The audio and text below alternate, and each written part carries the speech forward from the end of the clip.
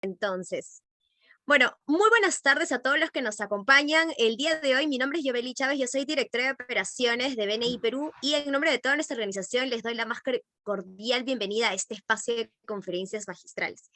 Antes de dar inicio con todas las indicaciones previas y además también para contarles con quién contamos el día de hoy, quisiera compartirles a todos un video que nos ayuda a entender en qué consiste BNI y cuál es su propósito en general. Así que espero que todos lo puedan disfrutar en este.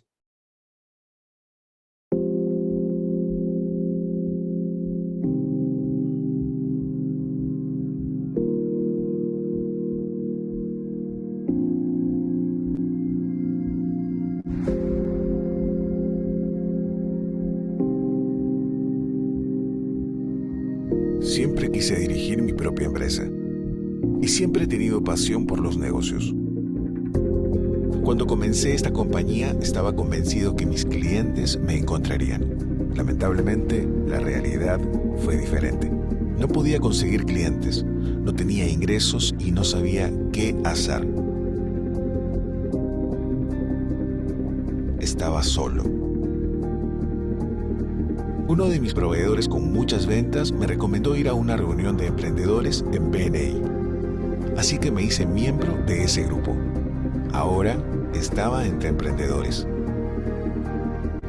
Cuando aprendí a tener ventas por recomendaciones, no podía atender a todos los nuevos clientes.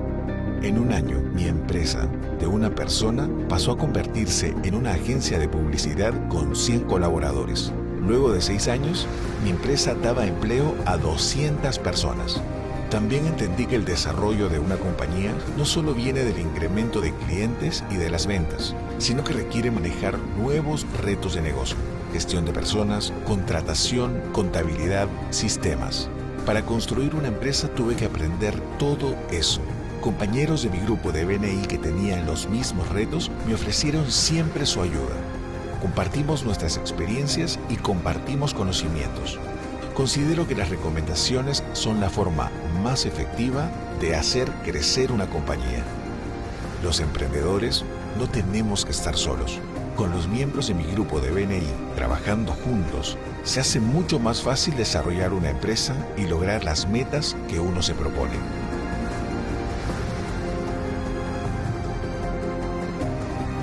Por eso estoy desarrollando BNI en Polonia.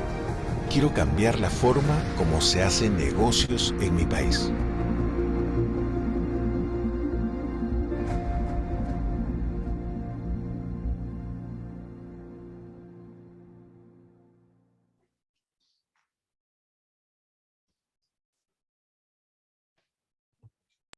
Bueno, como lo comenté en el video, BNI cambia la forma de hacer negocios en Polonia, pero también cambia la forma de hacer negocios en más de 75 países y lo ha hecho ya por más de 36 años. En Perú ya tenemos presencia en 6 años en los que vamos inculcando nuestra filosofía del Giver's Gain, del ayudar a quien más lo necesita sin esperar también nada a cambio. Antes de presentarles a quien nos acompaña el día de hoy, solo quiero comentarles brevemente que se habrán percatado que tanto sus videos como sus micrófonos están desactivados y eso es porque estamos en una conferencia tipo seminario web. Pero no se preocupen que las preguntas que puedan tener para nuestra conferencista del día de hoy se las pueden hacer llegar a través del botón QIA o preguntas y respuestas, que siempre lo van a encontrar en la parte inferior de su pantalla. Les pedimos que no lo escriban por el chat porque por el chat se pueden perder, pero por ahí esperamos tener toda la interacción también durante este tiempo que tenemos. Y ahora para presentar a quien nos acompaña el día de hoy, le voy a dar el pase a nuestro director corporativo, José Tucho. Adelante, José. Muchas gracias, Yobeli. Y muchísimas gracias y bienvenida, Mariana. La verdad que es un honor tenerte por acá. Es una persona, una buena amiga a la que no solamente admiro como persona, sino como profesional. Y para los que no la conocen, Mariana Rodríguez, ella es presidente de Empresarios por la Educación. Es una gran emprendedora y gestora de la educación. Ella ha sido cofundadora de la Universidad Peruana de Ciencias Aplicadas, la famosa UPC, y de la Universidad Privada del Norte, la UPN, y de 2 institutos superiores tecnológicos, Cibertec y el Instituto Tecnológico del Norte. Es presidente y CEO de Laureate Perú hasta mayo de 2019. Ha sido presidenta del CADE Ejecutivo en el año 2020, presidenta del CADE Educativo en el 2016. Es actualmente miembro del directorio de la Universidad Privada de Ciencias Aplicadas de la UPC, presidente directorio de Futura Schools y miembro del Consejo Directivo de Empresarios por la Integridad. Es también miembro de Women Corporate Directors, WCD, del capítulo de Perú, y ella es ingeniera civil, graduada en la Universidad de SIT en Missouri, y tiene un MBA en Boston University. Así que, Mariana, nuevamente, mil gracias por aceptar la invitación, por estar esta tarde con nosotros, y decirles también a todos que esta conferencia va a tener la particularidad, la vamos a dividir en dos partes. Mariana nos hará una primera presentación, donde al término de esa primera parte, ustedes podrán hacer todas las preguntas que deseen, y luego pasamos a la segunda parte, donde después también al final pueden hacer las preguntas que quieran de esta segunda parte. Así que estén atentos porque vamos a hacer estas rondas que van a ser sumamente interesantes. Adelante, Mariana, con tu presentación y muchas gracias. Ok, gracias, José. Gracias por invitarme. Voy a tratar de compartir mi presentación. Denme un minuto. Sí. Espérate. Tengo el icono acá. ¿Dónde está? Share screen. Mi presentación está por aquí. ¿La pueden ver? Espérate, la voy a publicar. ¿La pueden ver ahora? Sí. Ya, perfecto. Muy bien. Bueno, José, muchas gracias por la invitación. Justo me estaba acordando que hace un año, justo hace un año, en esta semana, si no me equivoco, me invitaste a hablar sobre un tema, el tema del rol de la empresa en la sociedad. Y fue súper interesante porque digamos, ese tema del rol de la empresa en la sociedad ha ido cobrando mucha atracción, ¿no? Y tiene muchos nombres, ¿no? Empresa con propósito, liderazgo consciente, valor compartido. Pero hoy día vengo a hablar de otro tema. Me has invitado a hablar sobre integridad empresarial y un ratito, déjame ver, ahí está. Y la idea es, como lo mencionaste, José, he dividido la presentación en dos partes. Una que espero que dure no más de 20 minutos, espero incluso menos si es posible. Y la segunda que tiene que ver con el tema de la lucha contra la corrupción y el activismo, sobre todo en la lucha contra la corrupción. Entonces vamos a empezar con la primera, que es esta idea de la construcción de la integridad empresarial. Y claro, lo primero es un poco definir o preguntarnos qué es integridad empresarial en el fondo, ¿no? Y, digamos, en su esencia, la integridad empresarial tiene que ver con cómo se comportan en el día a día y en todo momento las empresas, las personas que conforman tu empresa, todas las personas. Y también tiene que ver con cómo se comporta la empresa como tal, que muchas veces es representada frente a la sociedad por sus directivos, ¿no? Por el CEO, por los directivos de la empresa, por el directorio, pero que finalmente todos sabemos que el comportamiento de una persona que está en atención al cliente puede finalmente ser visto como que está representando toda la empresa. Entonces tiene que ver con comportamiento. Lo segundo es que va más allá de cumplir la ley. O sea, mucha gente cree que integridad empresarial, cuando ponen la palabra empresarial, es decir, ok, soy íntegro empresarialmente, si es que yo cumplo con la ley. Pero la integridad empresarial más allá, tiene que ver con ética, con valores y con mucha transparencia en tus actos, ¿no? En el contexto de la empresa y del mundo que rodea a la empresa. Y he puesto la imagen de este compás porque en el fondo mucha gente, digamos, piensa que la integridad empresarial es alcanzable al 100%. Es decir, que tú puedes ver una empresa donde no exista un acto incorrecto. Y eso es imposible, somos seres humanos. Y en muchos casos, y a ustedes seguramente les ha pasado, hay casos en los que el comportamiento que ocurre en tu empresa, alguna persona, un colaborador, no necesariamente es malintencionado. No necesariamente tiene una intención oculta o negativa, simplemente es inconsciente o es un error. No puedes evitar que ocurran fallas. Tampoco puedes evitar que las personas dentro de tu empresa, seres humanos, cometan actos incorrectos digamos, con total conciencia de lo que están haciendo. Tratando de aprovecharse de la posición que tienen, de ganar algún tipo de interés, etc. O sea, es imposible llegar a la idea de que existe pues la integridad empresarial al 100%, en el sentido que todos tus actos, todos los actos de todas las personas de tu empresa y tu empresa frente a la sociedad son incólumes, ¿no? Perfectos. Lo que la integridad empresarial intenta hacer es tener este compás que apunta siempre al norte, a esa intención de estar motivando, cultivando, construyendo la integridad empresarial todo el tiempo, preocuparte porque eso esté ocurriendo en tu empresa y hacer las enmiendas, las correcciones que sean necesarias cuando se cometen errores, para que siempre puedas ir como ese compás, ese norte magnético que te anda jalando hacia el norte, a la brújula, apuntando siempre al norte. El comportamiento de tu empresa siempre apunta a ese norte, ¿no? Ese norte de hacer las cosas bien, hacer las cosas de manera correcta y hacerlo siempre. Entonces, para empezar, eso es integridad empresarial. Entonces, la segunda pregunta es, y es algo que, digamos, ha sido una pregunta que me he hecho toda la vida, que en el fondo ha sido una preocupación constante a lo largo de toda mi vida empresarial, es, ¿y cómo haces como CEO o como director de una empresa para asegurarte que eso pase? O sea, por ejemplo, yo estoy trayendo acá mi experiencia como de la UPC, y la UPC es una organización que hoy día tiene 4 campus en Lima, tiene más de 5.000 colaboradores entre administrativos y profesores tiempo completo, más todos los profesores tiempo parcial. Tiene 65.000 alumnos matriculados con nosotros en este momento, 65 plus alumnos.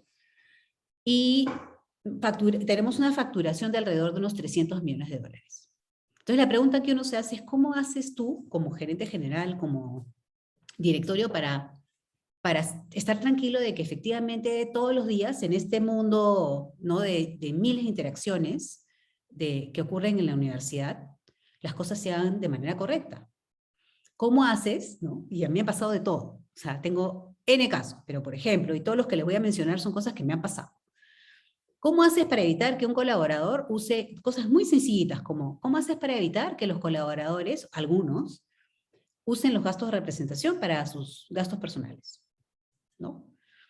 ¿Cómo haces para evitar que una persona que está en admisión, y tienes personas en admisión en los 4 campus, no falsifique información acerca de las matrículas para lograr su bono? Porque las comisiones se pagan de acuerdo a información las matrículas que se van dando. ¿Cómo haces para evitar que no te creen alumnos o postulantes fantasma?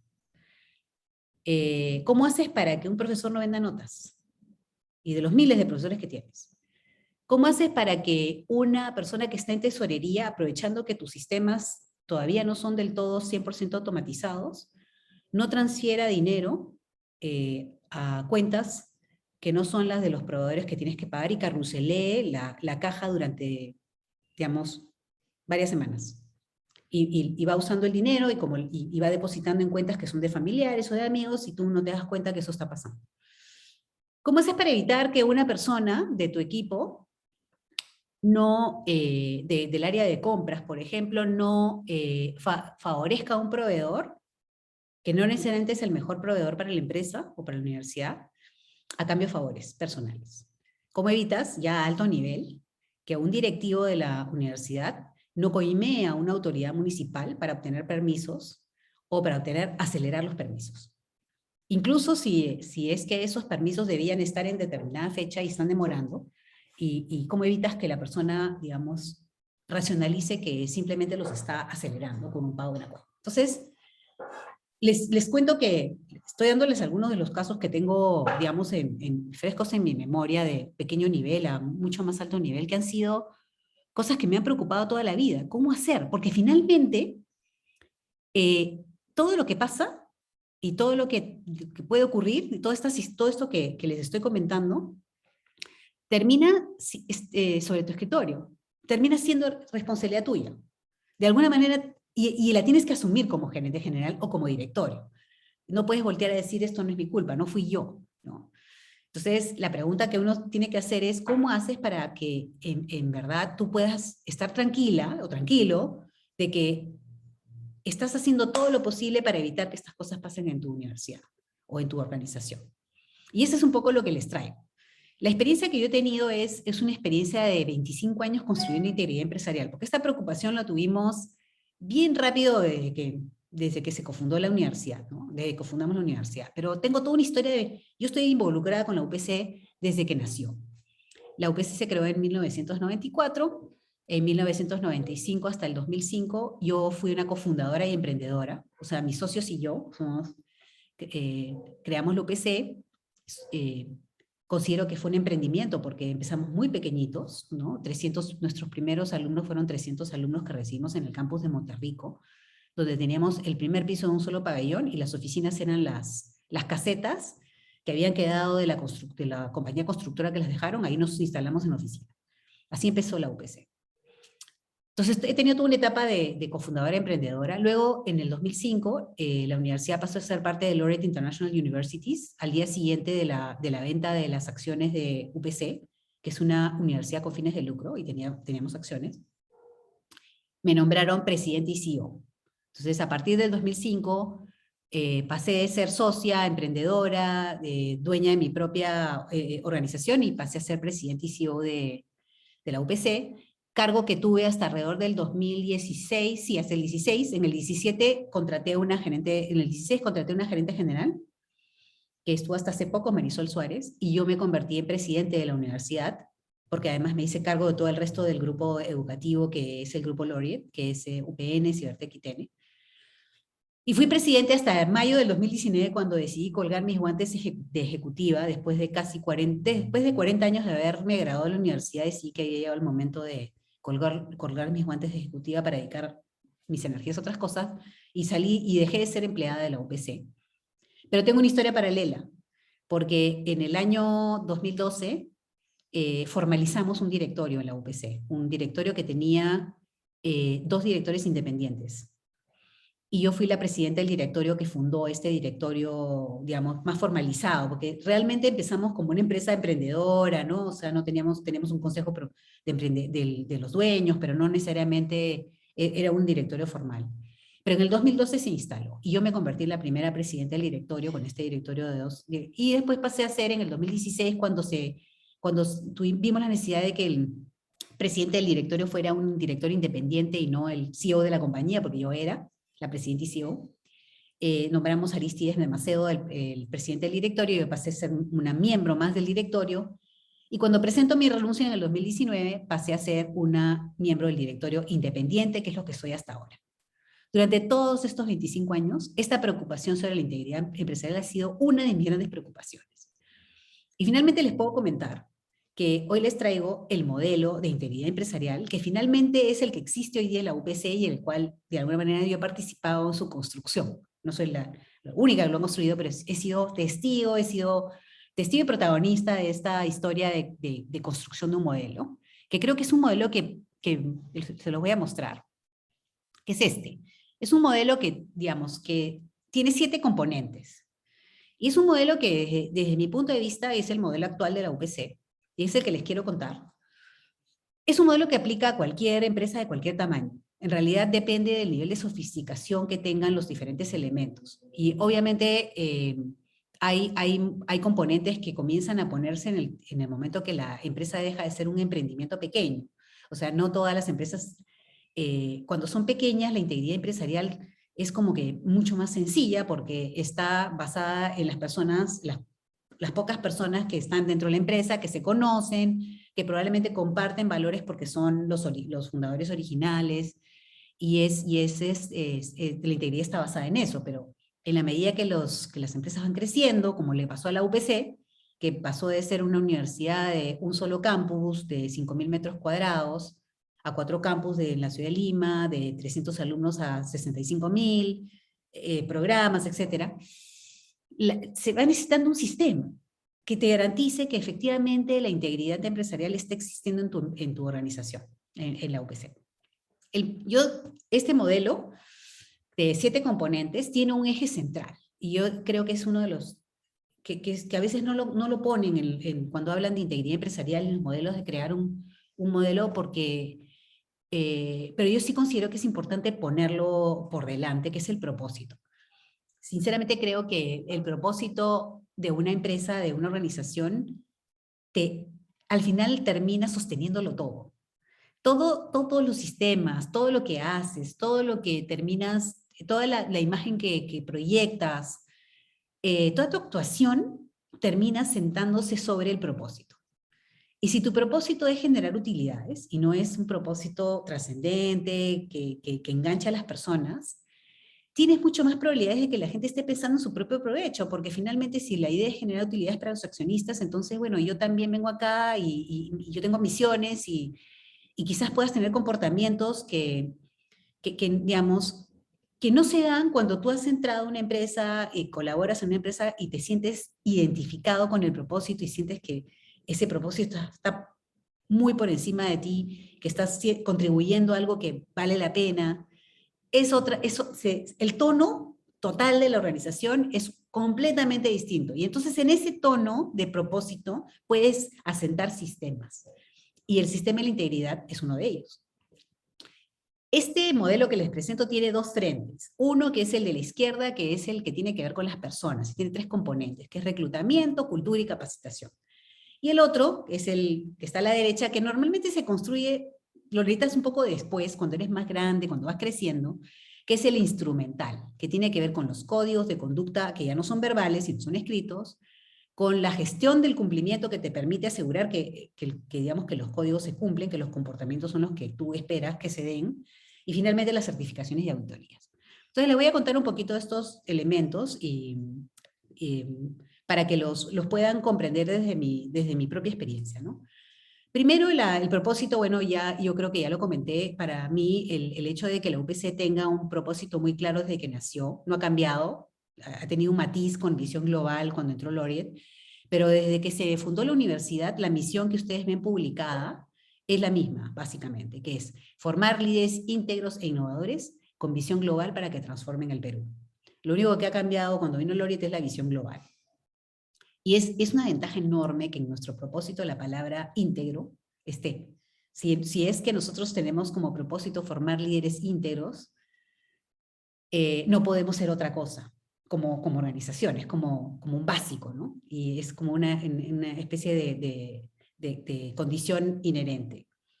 Lo segundo es que eso dio pie a una creación de la cultura. Si ustedes me preguntan qué es lo que me deja más tranquila cuando pienso en la integridad y en cómo puede dañar en un segundo la reputación que nos ha costado 25 años construir, lo que me deja tranquila de que en verdad eso, si bien podría ocurrir, probablemente no ocurra, y si ocurra lo vamos a poder manejar responsablemente, es porque nosotros entendimos a la universidad y hay que entender a las empresas como entidades humanas, no económicas. Somos entidades humanas por esencia. Dependemos de las personas, de los talentos y de los valores y de los comportamientos de las personas. Y eso fue algo que estuvo muy claro con nosotros desde el comienzo. El hecho de que decidimos que habían dos valores fundamentales que iban a ser los pilares de nuestra propuesta. O sea, cómo formar líderes íntegros, cómo transformar la educación en el Perú, bueno, a través de la calidad y de la innovación. Los escogimos como los grandes valores fundamentales. Y son tan fuertes en nuestra cultura, tan importantes, que están trasladados en el eslogan. Si ustedes se remontan a los 25 años atrás, van a ver que el eslogan de la UPC tampoco ha cambiado. Seguimos en el Exígete Innova. Es el mismo. ¿Y qué es Exígete Innova? Es calidad e innovación. Porque es parte de nuestra ADN y es parte de nuestra cultura, y eso es en lo que la gente cree. La mayor parte de la gente de la UPC cree en la calidad y la innovación como el camino a lograr nuestro propósito de transformar la educación y formar estos líderes. Y eso es lo que me deja. Pero una de digamos, la cultura tiene, no tengo tiempo de explicarles cómo construir una cultura de integridad en todos sus elementos, pero de hecho uno importantísimo que creo que fue una cosa fundamental y que tomamos la decisión desde el comienzo y que fue una muy buena decisión, fue que entendemos que la cultura necesita, entre otras cosas, símbolos y referentes. Necesita modelos de comportamiento íntegro que la gente pueda admirar y respetar. Y por eso nos tuvimos muchísimo cuidado por ejemplo, que nuestro primer rector que fue Lucho Bustamante, lo contratamos como primer rector. Cuando él es elegido, lo elegimos principalmente por su integridad profesional y personal. porque realmente representaba aquello digamos, que queríamos que fuera parte del valor del valor de la universidad, y que los alumnos, los docentes, los administrativos pudieran ver en Lucho esos líderes íntegros que transforman la realidad. Y es que en realidad los valores necesitan referentes, no pueden ser teóricos, no pueden estar colgados en la pared. Necesitas que esos valores tengan personas que los representen en su comportamiento diario, en la forma en que toman decisiones, en la forma en que se comportan, en la forma en que hablan, en la forma en que interactúan con las personas de la empresa o de la universidad. Pero no basta con eso, y ahora entro a la parte un poquito más instrumental. Había que tener códigos de ética. Nosotros nacimos con reglamentos, eran bastante amplios, y más nos sentamos en la cultura, pero cuando entra el Laureate y viene esta explosión de crecimiento, fue necesario tener estos códigos súper detallados. Nosotros, si tú vas a la página web y quieres encontrar, si quieres un buen referente, un buen código de ética, ética empresarial, vas a googleas Laureate Code Ethics and Compliance y te va a salir nuestro código de ética en varios idiomas. Lo bajas en castellano y es un código de 37 páginas que describe todo lo que significa ese comportamiento ético que esperamos de nuestros empleados. Ese código de ética tan detallado que todos firmamos y que todos declaramos haber leído y reconocido, se desprenden un montón de otros códigos igualmente importantes, que son el código de los empleados, ya más detallado en el reglamento de trabajo, puede haber partes ahí, el de los proveedores, el de los directores de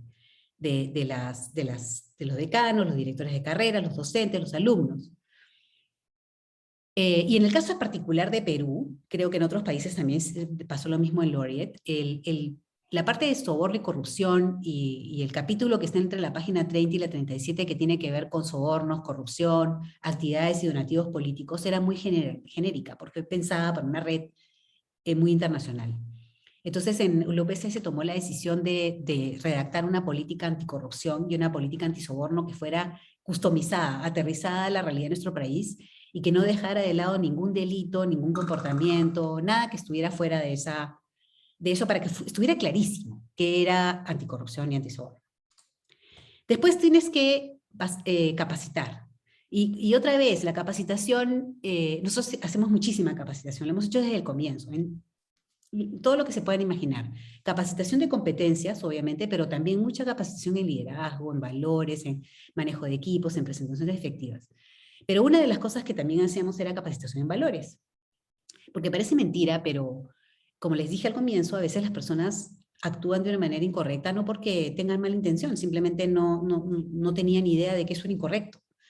Entonces, por ejemplo, hoy día la capacitación de todo el tema de la integridad empresarial y de anticorrupción, etcétera, es obligatoria. Todos los empleados de la compañía, desde el director de la empresa hasta el empleado que abre la puerta, tiene que pasar por estos módulos de capacitación, ahora son online, y hace tiempo que son online, no solamente ahora por la pandemia, porque así llegamos más rápido a todos los empleados. Y estos no son capacitaciones teóricas, que es integridad, que es un comportamiento en teoría. Son casos, y todos los años varían. Y estos casos te presentan una serie de casos primero y te ponen en esta situación y te preguntan qué es lo que tú tienes que hacer si piensas desde la manera ética y correcta, cuál es el camino correcto. Y yo me acuerdo que he dicho, yo la primera vez que me metí a hacer el módulo dije, bueno, yo seguramente voy a contestar todas las preguntas muy bien. Pero créanme, de hecho contesté muchas bien, pero me agarraron en dos, en donde no me he dado cuenta que efectivamente esto tenía varias aristas, y en donde de repente lo que yo estaba pensando que era correcto no era tan correcto, ¿no? O sea, no era el camino tan correcto. Entonces, esa capacitación es bien importante y hay que instalarla, y no puede ser, mucha gente lo que hace dice, implemento un sistema de capacitación anticorrupción y de integridad, de valores, y capacito a todos mis empleados una vez. Eso no funciona. Esta es una capacitación constante que tiene que darse. Le damos mucho más énfasis a los nuevos colaboradores, pero todos los colaboradores tienen que hacer esto todos los años. tienes que tener canales de denuncia, y esos canales de denuncia tienen que ser creíbles. Tenemos, en el caso de nosotros en UPC, tenemos un canal de denuncia que se usa, o sea, de verdad hay denuncias, que tiene, ahora es por correo, ya no hay el telefonito rojo. Efectivamente, en un momento hubo una especie de hotline, medio telefonito rojo, pero ahora ya es una línea por correo que va de frente a una zona donde no es UPC, es en un área de ethics de Lore. Y tenemos además la cultura del whistleblower. Acá en la UPC no está mal visto que tú delates un comportamiento equivocado. O sea, el whistleblower es un héroe. Entonces, tienes el whistleblower, que puede ser cualquier persona que actúe, que vaya donde su jefe y le diga, esto está pasando, no me parece bien, o puedes tú escribir en la línea, poniendo quién eres, con total confianza y credibilidad, y que no te va a pasar nada, no va a haber represalias. Y esos reportes, esos casos, llegan al oficial de cumplimiento de la UPC. Este oficial tienes que tener un oficial de cumplimiento, no tiene que ser a tiempo completo, depende del tamaño de tu empresa. Nosotros tenemos uno que digamos que tiene el 80% de tu tiempo está dedicado a ser un oficial de cumplimiento. Y una de las cosas que digamos, cuando converso con él y algunas veces vemos los casos que se van dando, tengo que reconocer que la mayor cantidad de casos se dan en el área académica porque es natural, es nuestro giro de negocio y menos en el área administrativa. Pero lo que él me dice siempre es, lo más importante, además de que los canales de denuncia sean confiables, seguros, creíbles, es el debido proceso. Las personas tienen que ver que efectivamente algo pasa con tu denuncia y que eso que pasa no es algo que sigue un proceso formal, establecido, no subjetivo, objetivo, ¿no? Y que nos lo tomamos en serio. Y eso es lo que me lleva al sistema de gestión. Tienes que tener una gestión de cumplimiento. Y en nuestro caso parece un poco complicado todo esto, pero son pocas personas en realidad. Acá estamos hablando, todos los que están en azul son las personas que tienen que ver con la parte de integridad empresarial. Tenemos el oficial de cumplimiento, que es de UPC, que le reporta no al CEO en línea directa, sino al oficial de cumplimiento de Lore. Eso es a quien le reporta. Tiene una patita, digamos, puede hacer uso de los recursos del área de control interno de la UPC, que sí es área de control interno de la UPC, que maneja todo lo que es SOX, o sea, el compliance de SOX en los procesos. Cuando tiene un caso que involucra áreas financieras y contables y no es su expertise, porque nuestro oficial de cumplimiento es abogado, él puede hacer uso de los recursos de control interno, pedir ayuda para una investigación acerca de un manejo, digamos, de información oculta o de robos sistemáticos en alguna área de la universidad. Y sí tiene dos reportes directos sobre los cuales se apoya. Uno en el área académica, que es el oficial de disciplina. Tenemos un oficial de disciplina que sí es 100% dedicado a ver todos los casos que se presentan con alumnos y profesores. Ahí el reglamento es, nos sentamos sobre el reglamento de disciplina, que es muy, muy detallado de docentes y alumnos, y tenemos todo un proceso súper detallado con un tribunal de honor que es el que define las, digamos, entre comillas, sentencia de los casos, ¿no? Evalúa si amerita, no amerita, etcétera, y todos los casos son vistos por ese tribunal. Por el lado de los administrativos tenemos el área de control de riesgos, que, digamos, que al final lo que hace el área de control de riesgos es instalar todas las certificaciones, porque uno necesita, una vez que tú creces, necesitas establecer controles. Tenemos ISO 37001, que ya lo tenemos, hemos aplicado y hemos obtenido la certificación cero soborno y estamos viendo cómo hacer cumplimiento con la ley 30424 de prevención. Pero al final, el oficial de cumplimiento, cuando tiene que hacer una investigación, puede pedir recursos para hacerla, porque las denuncias pueden ser por diferentes tipos. Algunas de ellas terminan en manos de recursos humanos. También hay que ser muy claros de que las denuncias pueden ser no necesariamente denuncias válidas, ¿no? Hay mucha gente que usa el canal de denuncias para quejarse de su jefe, no me gusta su estilo. Entonces lo que hacemos en ese caso es, igual nos la tomamos muy en serio, pero no es derivado pues a una investigación de integridad empresarial, sino va hacia una investigación, hacia recursos humanos, que comienza a ver si efectivamente hay una, si es que hay evidencia suficiente para que se vea que esta persona como jefe no está siendo un buen jefe y hay que capacitarlo o desvincularlo dependiendo de la gravedad del asunto, ¿no? Es importante la parte de reclutamiento para tener una cultura que no se te vaya desviando, y sobre todo cuando contratas tanta gente todos los años, es importante que tu área de reclutamiento tenga dentro de sus evaluaciones no solo la evaluación de la trayectoria profesional y competencias profesionales del candidato, sino también haga evaluaciones de valores y de integridad, justamente valores como la integridad. Es la calidad humana en la que evaluamos y le ponemos muchísimo peso. Hemos descartado candidatos brillantes, pero que no pasaban el filtro de calidad en términos de valores y fit con nuestra cultura.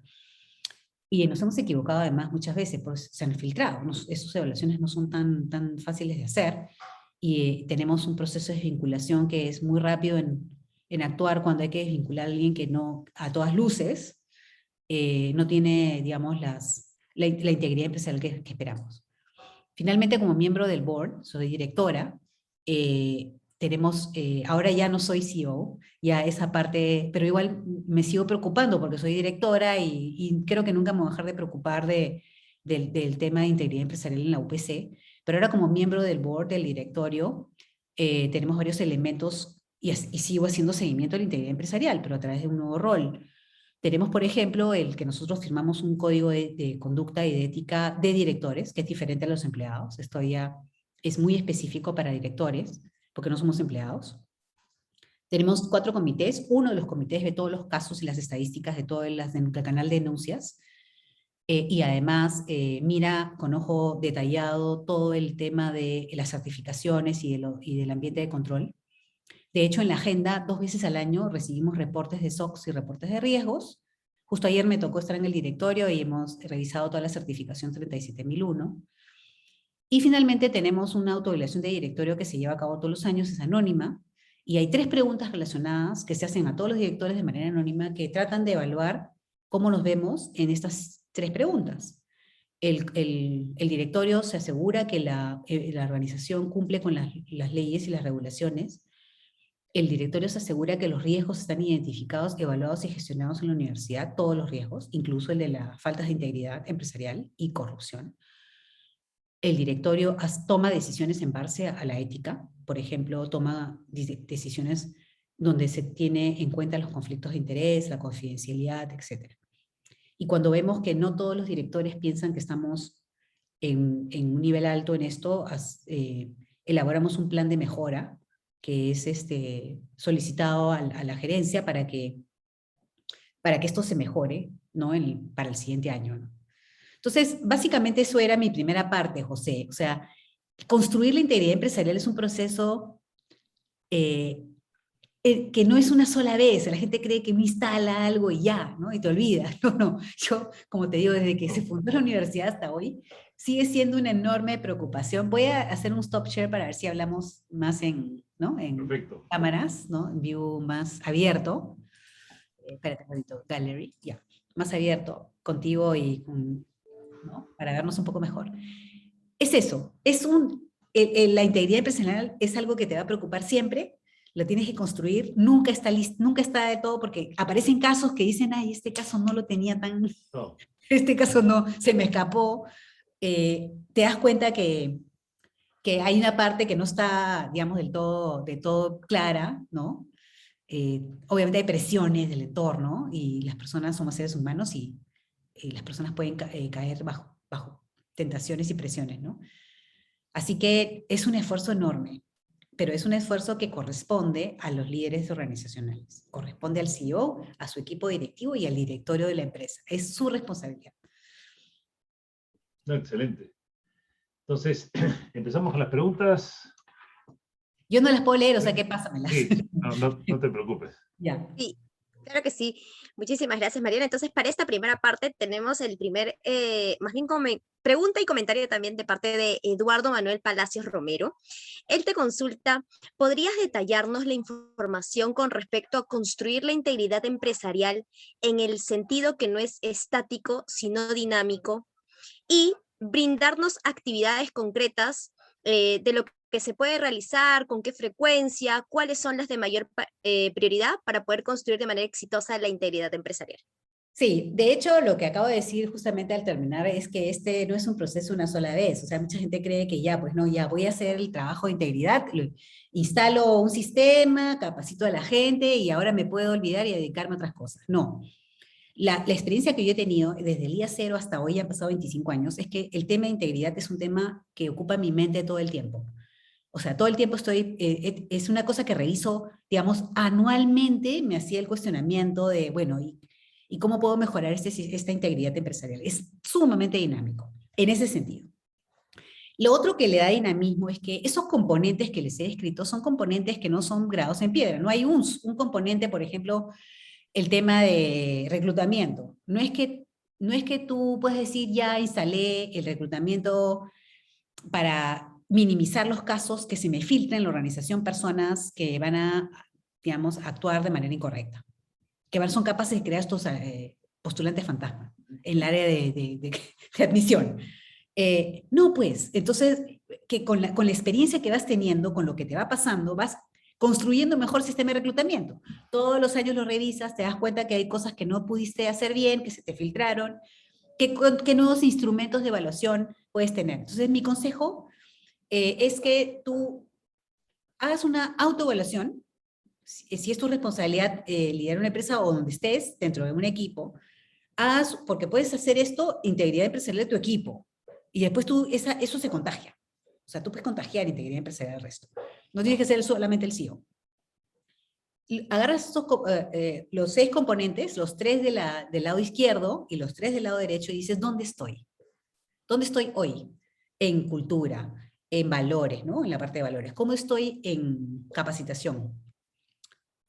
¿Cómo estoy en reclutamiento? ¿Y cómo estoy en código? ¿Es claro mi código? O sea, todo lo que está clarísimo, todo el mundo lo conoce, o es que han firmado sin leer y al final fracasan, o sea, no pasan la capacitación. ¿Cómo esto es el mismo examen todos los años? O sea, que ya se lo saben de memoria, o estoy poniendo el interés en hacer casos que sean vigentes y que dentro de lo que voy aprendiendo, poniendo casos más complicados para elevar el nivel de sofisticación de las personas en reconocer cuando un acto es incorrecto. Estoy aplicando alguna certificación, alguna que esté a mi alcance. Por ejemplo, en Empresarios por la Integridad, la certificación Cero Soborno está disponible para pymes. Y no es la misma certificación que la gran empresa, porque reconocemos que están en otro estadio de su evolución.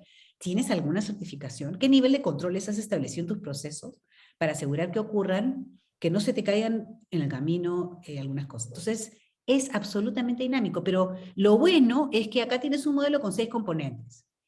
Puedes agarrar cada uno de ellos y hacer una línea base y proponerte mejorar. Y ese trabajo, después de 25 años y siendo UPC una universidad con un sistema bastante sólido de integridad empresarial, te digo que el trabajo no termina. Ahí seguimos, siguen viniendo los temas, siempre van a haber casos, siempre puedes aprender más sobre cómo hacerlo. Y Mariana, por ejemplo, lo que mencionaste hace un ratito, para empresas pequeñas, las pymes, o empresas que no tienes pues esta organización compleja que puedas tener un oficial de cumplimiento ni nada, ¿qué recomendarías? ¿Por dónde empezar? Bueno, yo recomendaría, me voy a hacer un flashback, ¿no? De hace 25 años, cuando en la UPC éramos un emprendimiento con muy pocas personas. ¿Y cómo empezamos? Teniendo clarísimo el propósito, número 1. Eso fue la prioridad fundamental. O sea, ¿por qué existimos? ¿Qué es lo que queremos lograr? Para que esto fuera la razón de ser de una persona cuando quiere entrar a la organización y no entre para sus propias ambiciones, sino porque entre a la organización y se enamore de este propósito. Número 1. Número 2, reclutamiento. Porque al comienzo, cuando tú contratas, tienes muy poca gente y puedes darte el lujo de entrevistar a todos. O sea, tú puedes entrevistar a todas las personas que van a entrar a tu empresa. Bueno, date el trabajo de explorar a fondo, no solo lo que traen en términos de si saben manejar bien un programa de software o si son unos expertos y vienen súper bien recomendados, ¿no? De una empresa donde han sido top performers. Date el mismo tiempo para evaluar, aunque sea con preguntas, que hay miles de... Tú leas entrevistas. O sea, ahora todo está disponible en la red, ¿no? Yo qué hacía cuando no tenía pues el área de recursos humanos, me leía todos los libros de cómo entrevistar mejor y sacaba buenas preguntas que me ayudaran a mí a determinar esta persona es una persona con alta calidad humana, es empática, es solidaria, o sea, para una universidad, tiene vocación de servicio, va a resistir las tentaciones o no. Empieza por ahí y comienza a contratar gente que pueda ser estos referentes, ¿no? O sea, como les digo, el contratar a Lucho Bustamante, primer rector, fue muy importante para poner la piedra fundamental sobre este tema. Y vas construyendo cultura. Con el tiempo es que subes al otro lado y empiezas a tener que traer instrumentos.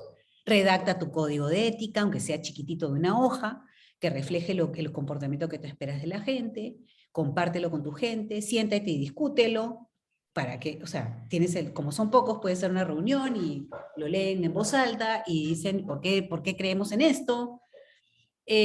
Así se empieza. Efectivamente, eso no te va a servir cuando la empresa tiene 65.000 alumnos, 4 campus, 5.000 colaboradores, no hay forma. Tienes que sofisticar tus componentes. Pero eso se va construyendo en el tiempo. O sea, piano, así sí. es. Y las pymes pueden empezar por el donde yo empecé, que es el lado izquierdo, cultura, reclutamiento, capacitación, no tan sofisticada, pero la puedes ir sofisticando en el tiempo.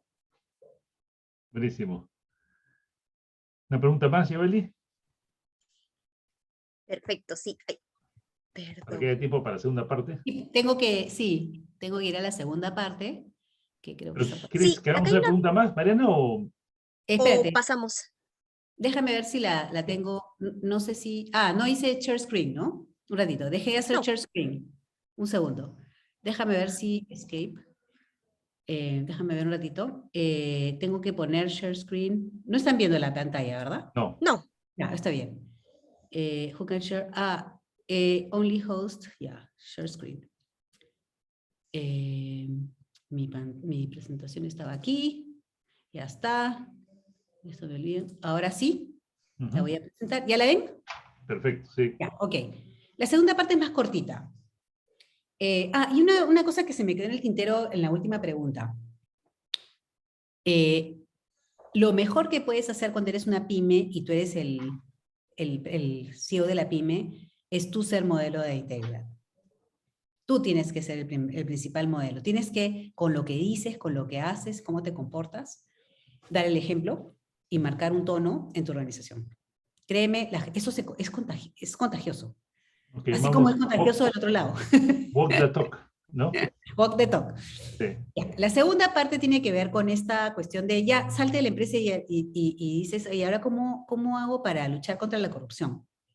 Pero no la de mi empresa, la que yo puedo controlar con un sistema hasta cierto punto, sino cómo hago con la corrupción del país, ¿no? Que estamos viviendo una institucionalidad hecha a pedazos y gobernabilidad también ahora, desafíos económicos y sociales que se dieron en la pandemia, tenemos una reactivación económica que no termina de darse por una serie por lo anterior, y tenemos una democracia amenazada. O sea, ese es nuestro entorno de negocios actual. Creo que todos coincidimos en que es bastante estresante, ¿no? Y con altos niveles de incertidumbre. Y todo esto nos ha pasado, en el fondo, y cuando se hacen preguntas acerca de por qué estamos donde estamos, una de las razones más importantes de por qué estamos donde estamos, por qué no tenemos una población atendida, ¿no? Porque las cosas funcionan tan mal, es la corrupción. La corrupción es uno de los grandes males que tenemos que desterrar si queremos sacar al país adelante. Además de que no solamente es la realidad de la corrupción, sino la percepción sobre la corrupción. Y en un estudio que se hizo hace un tiempo, en verdad, eso fue en el 2017, si no me equivoco, la gente piensa que de cada 100 empresarios, 71 son corruptos. O sea, no tienen muy buen concepto de nosotros. Entonces hay un tema hay un desafío enorme ahorita, la verdad. No, es un desafío con el país, ¿no? En la lucha, de asumir la lucha contra la corrupción, más allá de lo que puedas hacer dentro de tu empresa, de donde estés, ¿no? Pero tenemos un enorme desafío que nos aplica a todos los empresarios, chiquitos, medianos, grandes, de reconstruir la reputación empresarial. Hay un tema muy antiempresa que se está germinando hace mucho tiempo, un antiempresario, es más fuerte en los grandes que en las medianas y en las pymes, pero al final decanten todos, ¿no? Tanto así que a veces el pequeño no se quiere llamar empresario, se dice emprendedor, porque la palabra empresario es como que mal vista, ¿no? Y en el fondo todos somos empresarios. Así que yo lo que estoy recomendando es que pensemos que al final el futuro del Perú depende de lo que hagamos hoy en día y no se lo podemos dejar a otros, ¿no? Tenemos que unir fuerzas en el empresariado, como empresarios, salirnos de nuestra zona de acción, que es nuestra empresa, donde nos sentimos más en control. No salir digamos, a embarcarte en esta idea digamos, de construir un futuro diferente solo. Hay que empezar a ver dónde están los otros empresarios que están con el mismo entusiasmo y intención y deseo por que las cosas cambien, uniendo fuerzas, para tener un liderazgo activista. Ese es el liderazgo que yo estoy tratando de ejercer en este tema. O sea, por eso acepté la invitación de Óscar Espinosa cuando él fue el primer presidente de Empresarios por la Integridad, y acepté a unirme a este movimiento porque creo en que uniendo fuerzas y teniendo una postura acerca de estos temas, se pueden generar cambios. Entonces, esta es una invitación a que desde donde estés, ¿no? El tamaño que tengas, de los recursos que tengas, todos podemos ejercer un liderazgo activista. Y eso significa tener una postura, no pasar por agua tibia, ¿no? Lo que vemos. Lo estábamos conversando un rato con José antes de la charla, ¿no? Como en el fondo ha sido histórico, ¿no? Que en el sector empresarial se pasaba por agua tibia los actos incorrectos y hasta delictivos de empresarios y no se les ha sancionado socialmente. No se les sancionaba socialmente, era como que no me toca a mí juzgarlos, que los juzgue la ley.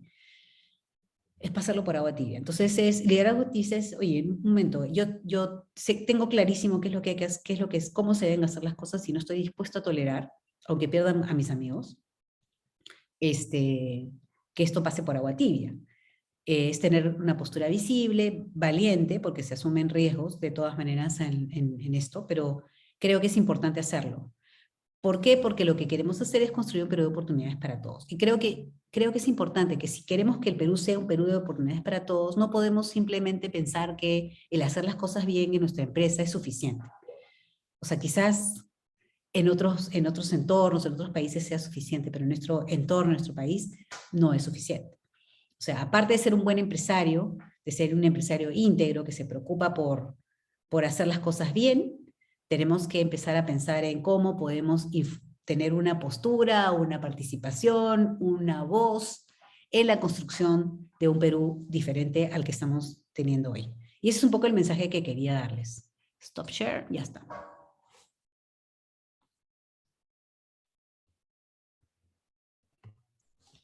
Listo. Buenísimo. La verdad que muy cierto lo que mencionas. Entonces, seguimos con las rondas de preguntas. Joely. Perfecto, claro que sí, pero antes de continuar con las preguntas, solamente quiero comentarles a todos nuestros asistentes que como para nosotros es súper importante también conocer su opinión acerca de esta conferencia que hemos realizado. Les voy a pasar por el chat un enlace para que nos puedan ayudar respondiendo la encuesta, mientras continuamos con Mariana respondiendo todas las preguntas, ¿sí? Perfecto. Buenísimo. Entonces, continuamos aquí con la pregunta de Joel Garay.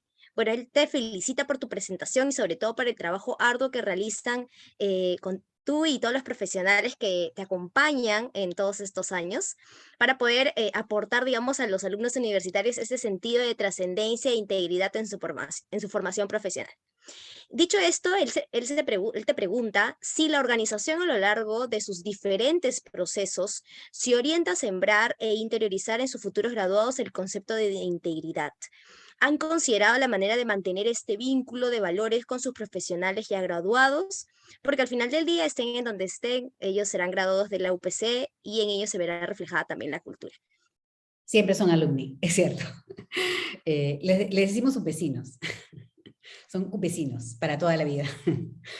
Bueno, sí, o sea, definitivamente cuando la UPC nace con un modelo bien distinto, porque claro, uno de nuestros temas, una de las patas culturales de la UPC, uno de los valores de la UPC es la innovación.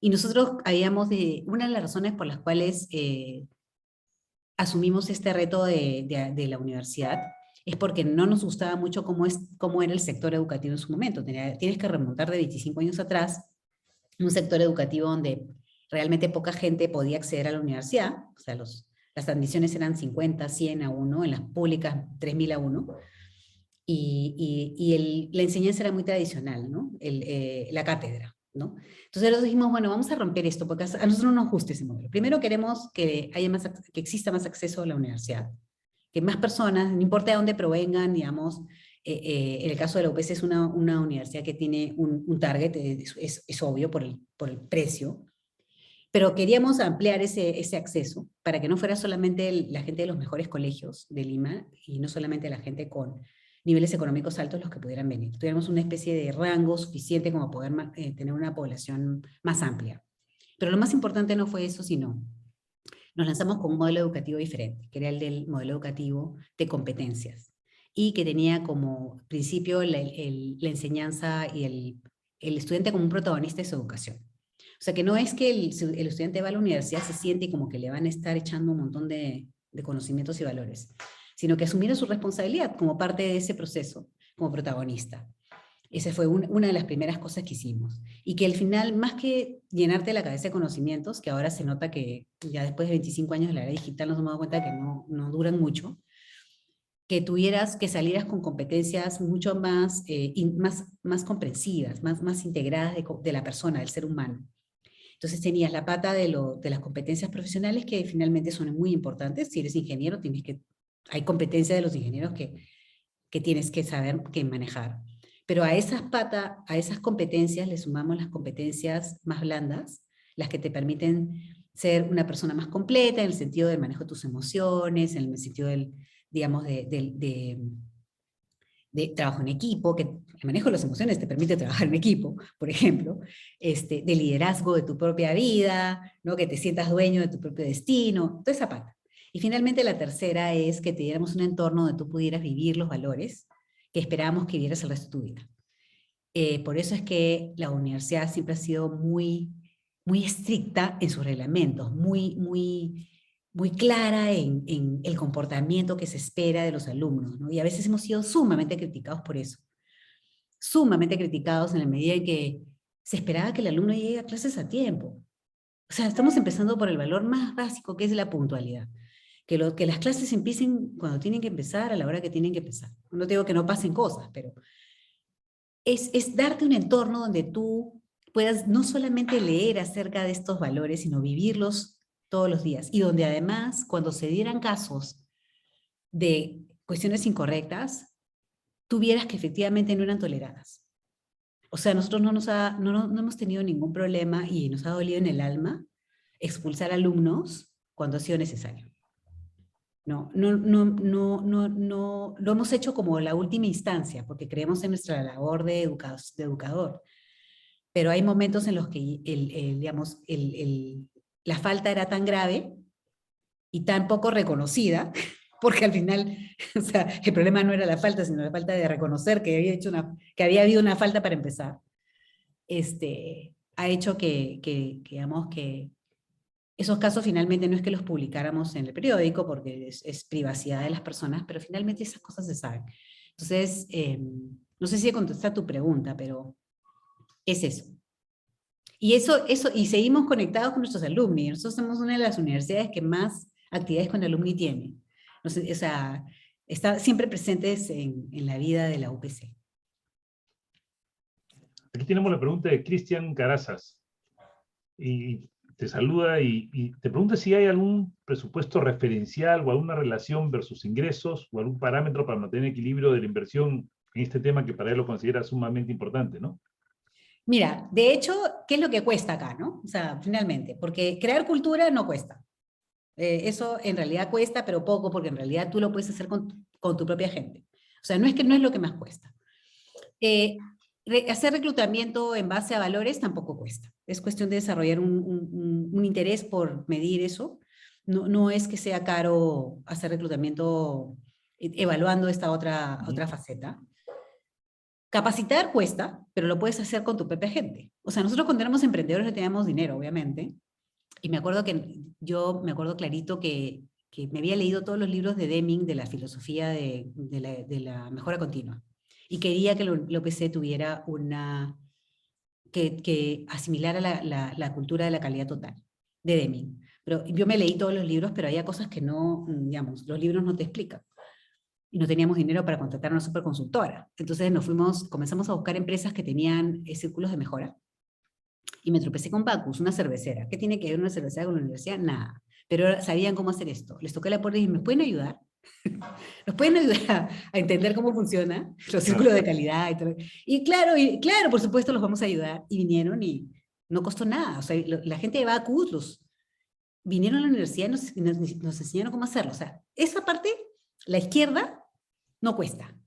Cuando tú ya creces y ya tienes muchos más colaboradores y muchas más posibilidades de que los riesgos aumenten, porque esto es un tema de manejo de riesgo, la parte de la derecha que es instrumental, esos tres componentes que les dije, porque los tres de la izquierda son los que les acabo de decir que a nivel, ya, no es que cuesten mucho, es más tu intención, tu tiempo, el tiempo que tú le quieras dedicar. Los tres de la derecha sí cuestan. O sea, en los códigos de ética no tanto, porque tú no tienes que inventarte uno, puedes bajarte algunos y customizarlos, pero sí te cuestan las certificaciones y sí te cuesta el esquema de gestión del cumplimiento. Eso sí cuesta. Hay que pagar un oficial de cumplimiento, las certificaciones son costosas, hay que hacer control de procesos y eso implica recursos. Ahora, si yo te dijera que eso es el costo más alto de la universidad, ni por casualidad. O sea, dentro de la línea de gastos ni siquiera la tengo identificada como tal, o sea, está repartida y no es algo que yo diga, uy, realmente esto me está haciendo un tremendo peso sobre mi presupuesto anual, no. Y yo creo que como dije antes, los componentes son los mismos. Si eres chiquitito, eres grande. Y tú puedes ver qué tanto en tu realidad necesitas ponerle el componente. Tú no necesitas, dependiendo del tipo de empresa que sea, no necesitas irte al best of class en cada uno. Lo más importante es que tú hagas tu baseline, tu evaluación de dónde estás y qué necesitas, y repartas tus recursos donde tú crees que mejor te van a dar resultado. Y como te digo, el modelo funciona, y es un modelo conceptual, por supuesto, pero es bien claro. O sea, son 6 componentes más el propósito que tienes que preocuparte por ellos. Muchísimas gracias. Muchísimas gracias, Mariana. Y bueno, aquí como ex upecina, orgullosa también ex upecina, puedo dar fe de todo lo que dices por todos los años también que estuve. Como también varios han comentado por el chat, ex docentes y ex también upecinos ahí. Siempre llevamos el orgullo de nuestra... Me encanta escucharlo, ¿sabes? Me encanta escucharlo porque, por supuesto, nos hemos equivocado un montón también, ¿no? Nos ha pasado de todo. Pero me encanta escuchar cuando veo que hay gente que reconoce el esfuerzo que estamos haciendo. Es un tremendo esfuerzo.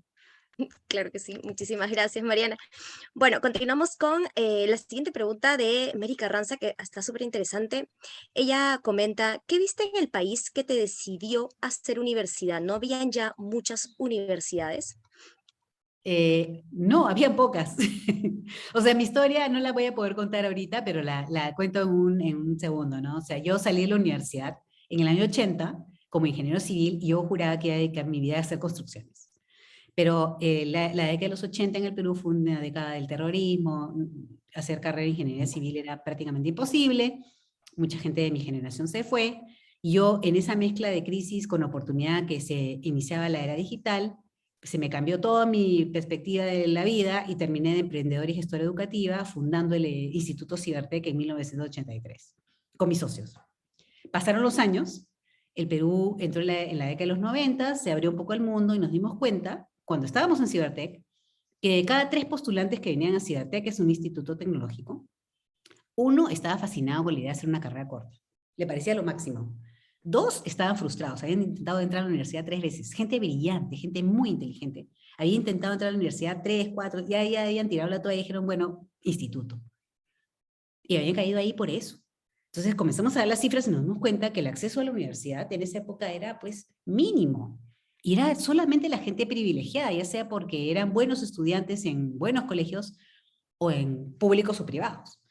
Entonces dijimos, y aparte la verdad es que no nos gustaba mucho el formato de la educación que nosotros habíamos recibido, tan cátedra, ¿no? Tan teórico. Entonces dijimos, no, nos gustaría una universidad, soñamos con una universidad, primero que fuera más abierta, moderna, cercana al alumno, y empezamos a soñar con la UPC. Y la UPC pues nació de este sueño, pusimos la primera piedra, me acuerdo clarito, abrimos un huequito en el terreno que teníamos, pusimos la primera piedra y nos fuimos a buscar a nuestros primeros alumnos. Eso es lo que hicimos. Y le dijimos, bueno, esta es nuestra propuesta. Si te gusta, ven. Seguimos con las preguntas. Aquí tenemos a Rocío Abogados, que te agradece por tu excelente y clara presentación. Y incluso tengo ahí varias preguntas similares, digamos, que van con esto, Okay. y te preguntan, en tu opinión, ¿las empresas son las corruptas o son las personas que manejan las empresas las corruptas? Y hace esta pregunta porque la norma peruana sanciona a la empresa, Exacto. ¿no? No, Hasta incluso con su disolución. sí. Y eso también iba con algunas preguntas que, por ejemplo, casos reales, tú dices, por ejemplo, el caso de Graña y Montero, ¿no? O sea, castiga a la empresa, pero tú dices los obreros, los empleados que no tenían nada que ver, ni Perdón, tenían sí. idea, o sea, ellos se ven perjudicados por algo que hicieron los dueños, o sea, a quien deberían castigar, y en todo caso, todo el peso de la ley a los ejecutivos, más no los trabajadores que se quedan en la calle. ¿Cuál sería tu opinión? El lenguaje nada que ver, sinceramente, ¿no? Es un lenguaje bien, o sea, no te da la realidad de lo que ocurre. Porque yo que he vivido 25 años digamos, en UPC construyendo integridad empresarial, eh, yo veo que no es que las personas sean corruptas, yo creo en que la persona humana es buena y por naturaleza y quiere hacer las cosas bien, o sea, creo en la bondad del ser humano, y no creo que menos las empresas, porque las empresas no son personas y por lo tanto no No, tienen emociones, no tienen, digamos. Para empezar, las empresas no pueden ser corruptas porque no tienen vida. O sea, para empezar, no, Y segundo, la persona humana no es corrupta por naturaleza. Comete actos de corrupción. O sea, por las razones que sean. O sea, es corrupta, o sea, se habla de estos corruptos, pero en el fondo es una persona que decidió hacer algo que no es correcto por las razones que sean. Buenas, malas, lo que sea, pero ese es un acto de corrupción. La persona ha cometido actos de corrupción y tiene que serse responsable de esos actos que comete. Ahora, de hecho, yo asumo mi responsabilidad como gerente. Si no, no hubiera preocupado tantos años, ¿no? Hubiera tenido siempre esta preocupación, ¿cómo hago, no? Si es que las personas, por las razones que sean, en sus vidas, ¿no? A pesar de que yo creo en la naturaleza humana, en la bondad de la naturaleza humana, por principio, son capaces de robarse el dinero de la empresa, pagar una coima y dañar a la empresa, porque finalmente eso, tú no puedes estar detrás de cada persona viendo lo que hace. Sí asumo la responsabilidad como líder de la empresa y como directiva de la empresa de asegurarme que hago todo lo posible y todo lo que esté en mis manos por evitar que eso pase.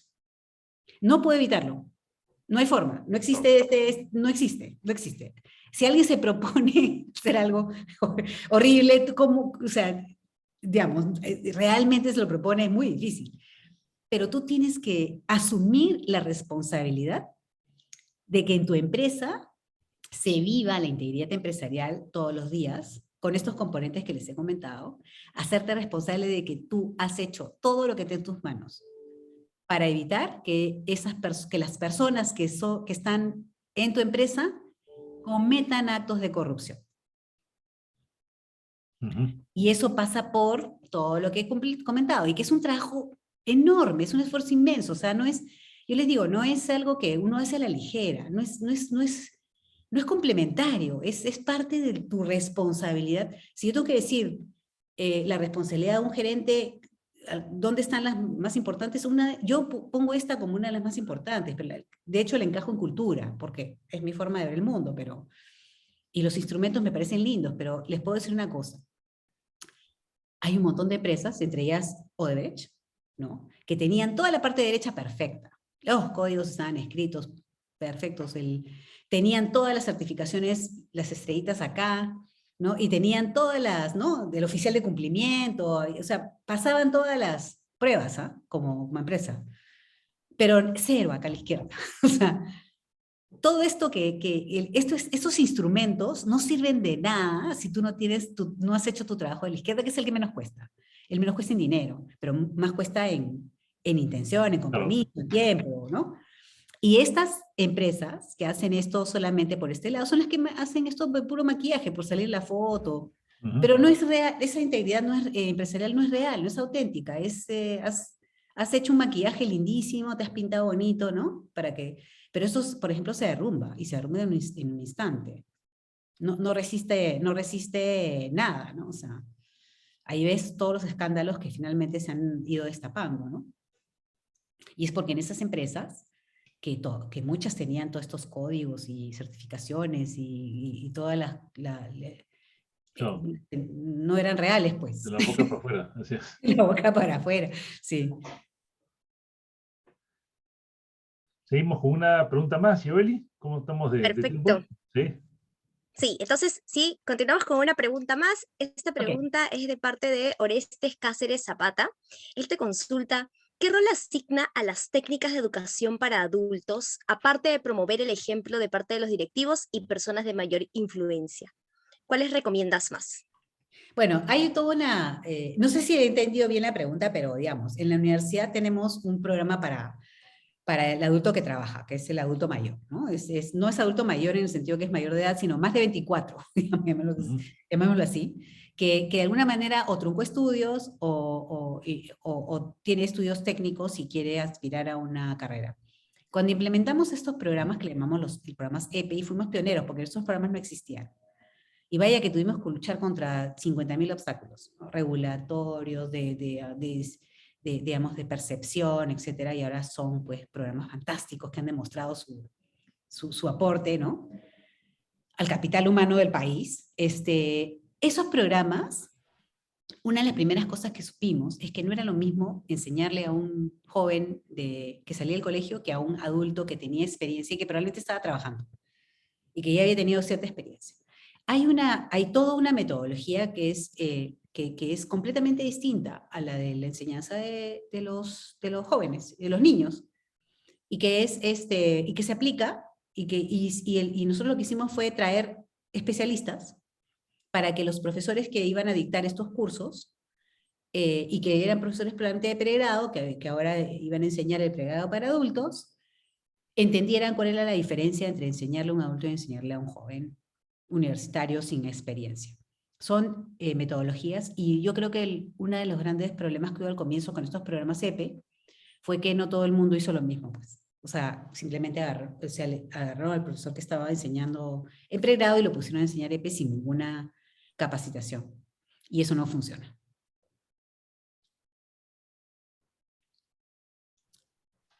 Clarísimo.